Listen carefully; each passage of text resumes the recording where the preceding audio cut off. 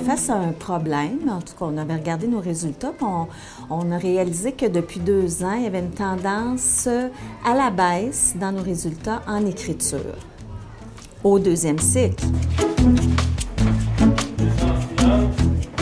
On avait entendu parler d'écoles dans la commission scolaire qui utilisaient l'éducation physique comme levier aux apprentissages. 4 ou 5 par contre, par groupe.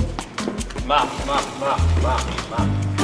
Le matin, on fait du sport avec Ouais, Monsieur Demi. Ça nous aide à nous concentrer parce que le matin, on veut encore dormir.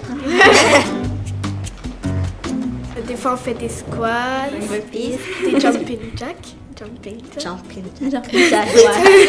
Des fois, on prend un ballon puis on le lance par terre. La destruction du ballon. Ouais. Destruction du ballon. On prend comme exemple les 3e années.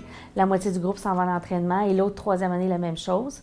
Pendant ce temps-là, l'enseignante enseigne à l'autre moitié du groupe dans sa classe. Les 2 enseignantes font ça. Ensuite, quand l'entraînement est terminé, il y a un retour au calme.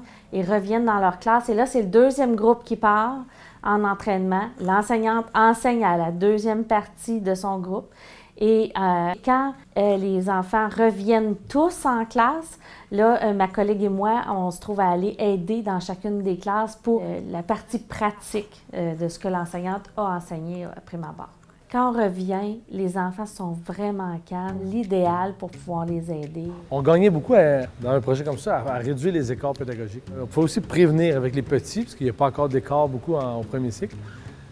C'était gagnant sur toute la ligne. En plus, on avait en tête les saines habitudes de vie. On voulait que les jeunes soient physiquement actifs régulièrement. Un projet comme ça peut, en plus des cours d'éducation physique, peut amener les jeunes à bouger beaucoup plus régulièrement. Et est-ce qu'on a eu des résultats?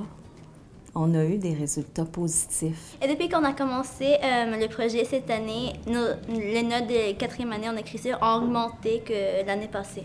Quand j'ai fait ça, j'ai eu l'envie de continuer. Il y a aussi, tout au long de la journée, des pauses actives dans l'école. J'envoie toujours un lien Internet pour que les enseignants puissent avoir déjà à portée de la main la pause active qu'ils pourraient faire la semaine. Lorsqu'on voit des actions comme ça qui sont prises à même nos enseignants, là, à même sur le terrain, dans nos écoles, c'est encore plus motivant pour nous quand on entend parler de ces choses-là.